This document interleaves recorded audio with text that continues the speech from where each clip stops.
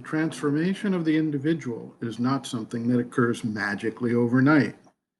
Even if someone is awakened out of their habitual routines by some extraordinary experience, such as a sudden spiritual opening or even a near death experience, the ongoing effort is still required to bring the vision, the light, the power, and the action down into all aspects of mind, life, and body, overcoming the strong habits of the past evolution and the acculturation of the society within which one lives. Sri Aurobindo noted in his epic poem, Savitri, a Legend and a Symbol, a moment sees, the ages toil to express.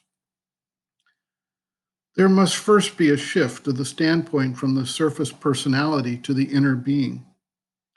This shift allows the practitioner of the yoga some distance from the actions that control and carry out the habits of the daily life.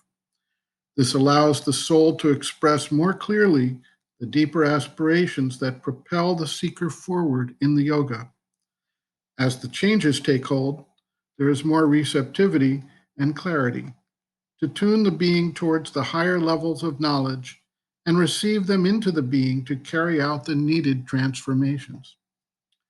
Sri Aurobindo observes, quote, "This, however, cannot be done at once or in a short time or by any rapid or miraculous transformation. Many steps have to be taken by the seeker before the supramental descent is possible. Man lives mostly in his surface mind, life, and body, but there is an inner being within him with greater possibilities to which he has to awake, for it is only a very restricted influence from it that he receives now, and that pushes him to a constant pursuit of a greater beauty, harmony, power, and knowledge. The first process of yoga is therefore to open the ranges of this inner being and to live from there outward, governing his outer life by an inner light and force.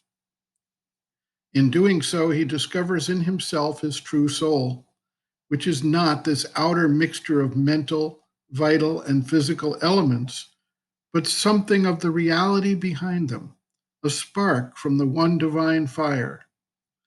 He has to learn to live in his soul and purify and orientate it by its drive towards the truth, the rest of the nature. There can follow afterwards an opening upward and descent of a higher principle of the being. But even then, it is not at once the full supramental light and force, for there are several ranges of consciousness between the ordinary human mind and the supramental truth consciousness.